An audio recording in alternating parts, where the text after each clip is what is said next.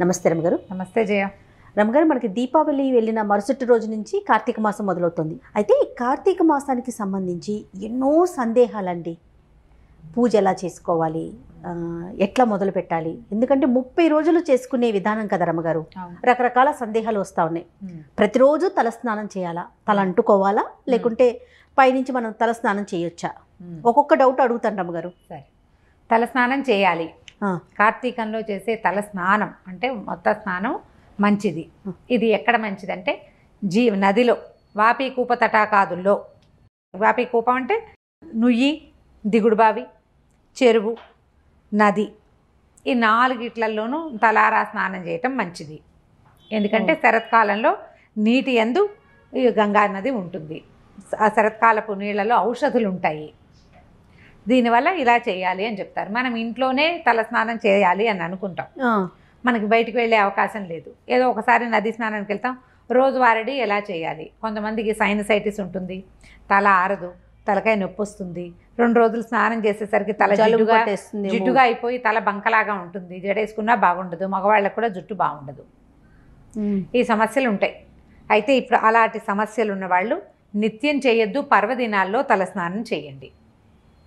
పర్వదినాలంటే 4 సోమవారాలు, 2 ఏకాదశులు, పౌర్ణమి, ఈ పర్వదినాల్లో చేయండి. మొదటి రోజున చేస్తాం తలకి. తర్వాత నూనె రాసుకోవచ్చు. అంటే కార్తీకంలో మనం నీకు మొత్తం నెల నువ్వు తలస్నాన నియమం పెట్టుకున్న వాళ్ళు, అంటే వ్రతి ఎవరైతే ఉంటారో, నేను చెప్పటల్లా, ఇవి నా సొంత ఉద్దేశాలు కావు, కార్తీక పురాణ కథల్లోనే చెప్పబడింది. అంటే వ్రతంగా తీసుకునే వాళ్ళు ఏం చేయాలి? కింద పడుకోవాలి, భూశయనం, ఏకభుక్తము భూశయనము, నూనె రాసుకోకూడదు, నిత్యము తలస్నానం చేయాలి, తెల్లవారుజామునే చేయాలి, దీపారాధన చేసుకోవాలి, దేవతార్చన చేసుకోవాలి, పురాణ పఠనం చేయాలి, శ్రవణం చేయాలి. పఠనం కానీ శ్రవణం కానీ ఇవి పూర్తిగా నియమం. చాలా విషయాలు ఉన్నాయి, చాలా పెద్ద పెద్ద నియమాలు ఉన్నాయి. సూక్ష్మంలో మోక్షం మనం ఏం చేస్తాం? అందులో నుంచి కొన్ని తీసుకుంటాం. ఆ కొన్నిటిని, మనకి అనుకూలమైన వాటిని, మనం చేయగలిగే వాటిని శ్రద్ధగా చేయండి. ఏవి మనం చేయగలమో అవే చేయండి. నిత్య స్నానం మీకు పడకపోతే చేయొద్దు. అందులో చెప్తారు క్లియర్గా, పర్వదినాల్లో కానీ కనీసం పౌర్ణమి నాడు కానీ అని. ఓహోహో, చెప్తారు. వెసులుబాటు ఉంది, ఉన్నాయి, చెప్పారు అందులోనే. మన సొంత మాటలు చెప్పడం కాదు ఇది, ఖచ్చితంగా కార్తీక పురాణంలోనే చెప్పారు. మనం పురాణం చదువుతూ వెళ్తామా, 3వ రోజు 4వ రోజు ఈ వివరం చెప్తారు ఖచ్చితంగా. తొలి రోజునే మనకి చాలా అనుమానాలు ఉంటాయి. అందుకని స్నానం మొదటి రోజు చేయండి.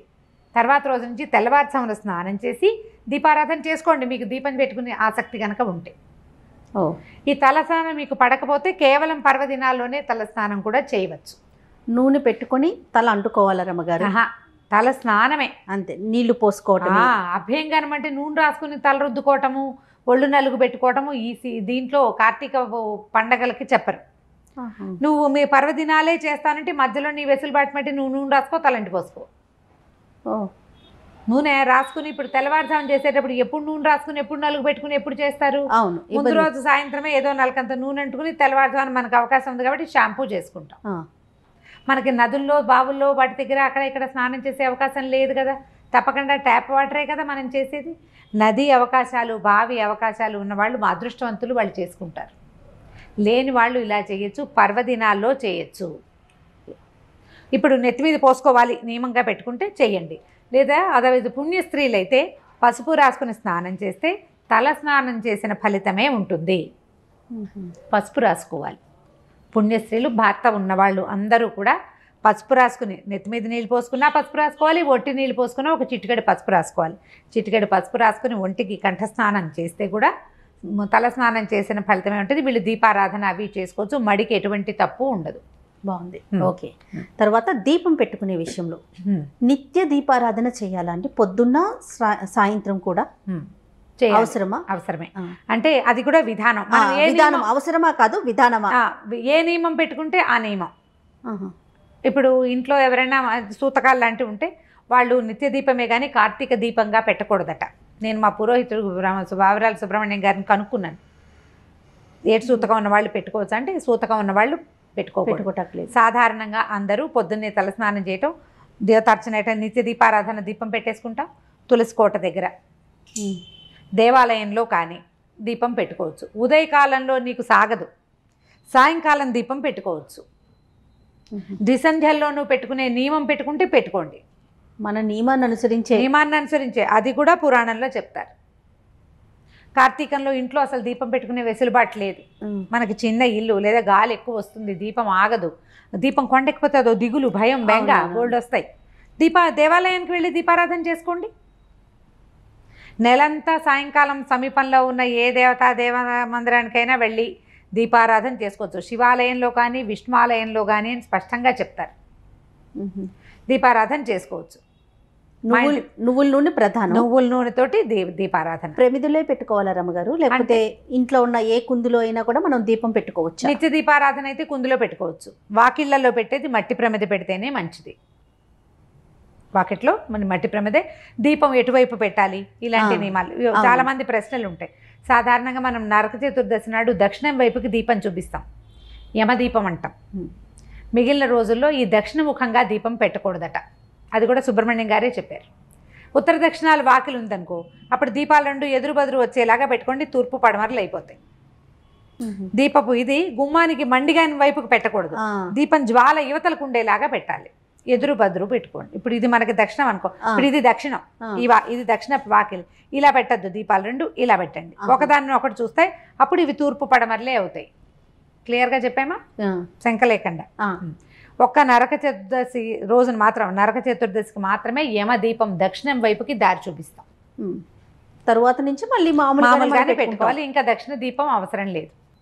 రమ్మగారు, వంటల్లో ఉల్లి వెల్లుల్లి ఇలాంటివి వాడుతూ ఉంటాం కదా, మరి ఈ మాసం అంతా కూడా ఏమైనా నియమం పాటించాలా? అంటే మీరు నాన్ వెజ్ తినే వాళ్ళు ఏంటి? అదే వెజిటేరియన్స్ అంటే మామూలుగా వెజిటేరియన్స్ ఉల్లి వెల్లుల్లి వాడుకునే వాళ్ళు ఉన్నారు. వాళ్ళు ఈ నెల రోజులు వాడకుండా ఉండటం మంచిది. ఉల్లి వెల్లుల్లి వాడకుండా ఉంటేనే మంచిది. నాన్ వెజ్ వాళ్ళు ఒకవేళ అంటే ఏ రోజు మీరు ఉపవాసం చేస్తారో ఆ రోజున కనీసం తినకుండా ఉండండి. ఆ రోజున ఇవి వాడకుండా ఉండండి. మీరు ఈ నియమం పెట్టుకుంటేనే సుమి, మేము దేవుడికి దండం పెట్టుకుంటాం మాకు నియమాలు లేవంటే ప్రశ్నే లేదు. దీన్ని మాత్రం ఇలా చేయొచ్చు. కానీ ఈ నెల రోజులు సాధారణంగా వెజిటేరియన్స్గా ఉండే వాళ్ళందరూ కూడా ఉల్లి వెల్లుల్లి వాటిని మానేస్తారు. ప్రత్యేకమైన కారణం ఏమన్నా ఉందా రమ్మగారు? అంటే సాత్వికమైన ఆహారం తీసుకోవాలి. ఉపాసనా సమయం కదా జయ, ఉపాసనా సమయం. ఇందులో లోపల మనకి ఉద్రేకం కలిగించే వాటిని తీసుకోకూడదు అంతే. ఇప్పుడు ప్రతిదీ దేవుడికి నైవేద్యం పెట్టి తీసుకుంటారు. నైవేద్యాల్లో మనం వెల్లుల్లిపాయ సాధారణంగా మనం వేయం కదా, మనకు అదే ప్రధాన ఆహారం, మేము అదే పెడతాము అంటే అది ఎవరి ఇష్టం వాళ్ళది. సాధారణంగా మాత్రం ఇవి వాడకూడదు అంటారు. ఇంకా తినకూడని కాయలు, ఆకాయ, గుమ్మడికాయ, వాకుడుకాయ చాలా పురాణంలో చెప్తారు. ఎన్ని పాటించగలమో తెలీదు. నేనేమనుకుంటాను, నా ఉద్దేశం ఇది చెప్తా. ఈ విషయంలో మనం ఒక నియమం పెట్టుకోవాలి, ఈ నియమభంగం చేయొద్దు. నియమభంగం చేయొద్దు. తెల్లవారుజాము 4 స్నానం చేయలేవు నువ్వు. 6:15కో 6:10కో 6:25కో సూర్యోదయం అవుతుంది. 6 గంటలకు స్నానం చేయి. స్నానం చేయగానే దీపం పెట్టుకో. ఉల్లి వెల్లుల్లి తినకు. పర్వదినాలు ఉపవాసం ఉంటాననుకో, ఈ పర్వదినాలు 6, 7 ఉన్నాయి. ఈ 7 పర్వదినాల్లోనూ ఉపవాసం ఉండు. 7 పర్వదినాల్లోనూ దీపారాధన చేసుకో. అట్లా పెట్టుకోండి. పెట్టుకుంటే నియమభంగం చెయ్యొద్దు. మొదలుపెట్టి మానేసి చేయకూడదు. అన్ని నియమాలు పెట్టుకొని చేయలేకపోతాం. అలాంటి చేయలేక ఈ కార్తీక మాసం ఎప్పుడు వెళ్తుందిరా దేవుడా అని చూడొద్దు. అలా చేయకూడదు దేవతార్చన. ఇప్పుడు మనకి ఇంట్లో కంపెనీ లేదనుకోండి, భర్త ఇది పాటించరు, పిల్లలకి అవి ఇవి అన్నీ వండి పెట్టాలి. నాకు అసలే కార్తీక మాసం వీళ్ళు వండమంటున్నారు అని బాధపడదు. వాళ్ళని బాధించి పూజలు చేయకూడదు. మనం చిన్న నియమం పెట్టుకోండి. మీ పరిస్థితికి అనుగుణమైన నియమం పెట్టుకుని దానిని వడంబడి ఉండాలి. ఆ నియమానికి దాని పట్ల శ్రద్ధగా ఉండి ఆ ఒకరోజు చేసుకోండి. అవి చెప్పండి, సోమవారం నాడు నేను వండను, తిన్ను, చేయను, మీరు ఏమైనా చేయండి. రోజు వండను తిన్ను అంటే కష్టం కదా. ఇవాళ చేయను. ఎంత చక్కని వెసులుబాట్లు చెప్తున్నారు. అది ఉన్నది జయ, గ్రంథంలో ఉంది. మనం ఆలోచించుకోవాలి కదా. దాని మీద బోల్డ్ ప్రశ్నలు వస్తాయి. మరి ఇంట్లో వాళ్ళకి చేసి పెట్టాలి కదమ్మా అని. నెలంతా వాళ్ళని ఎలా ఎండబెట్టగలుగుతావు నువ్వు? వాళ్ళు వినరు నీ మాట. వినిపించగలిగే ఇది ఉంటే నీకు ప్రశ్న లేదు. ఒకవేళ వినిపించలేము అంటే ఈ ప్రత్యేక నియమాలు పెట్టుకోండి. అప్పుడు మీకు కుదురుతుంది. అప్పుడు బెంగ లేకుండా, భయం లేకుండా, అమ్మో ఇలా చేసేసాం ఏమైపోతుందో తప్ప, అదా ఇదా, నాన్ తిన్న రోజున గుడికి వెళ్తే ఏదైనా అయిపోతుందా? ఎందుకు ఇప్పుడు అంత ఏదో అయిపోతుందంటే తినడమే తప్పు కదా. మరి ఇదేమో తింటావు, భయం ఎందుకు? భగవంతుడు ఇచ్చిన ఆహారం అని దండం పెట్టుకోవాలి అంతే. దేవుడా అన్నీ నువ్వు చూస్తున్నావు అంతా. ఓ పక్కన మనం అది మాట్లాడతాం, మళ్ళీ ఈ టెన్షన్ కూడా ఫీల్ అవుతాం.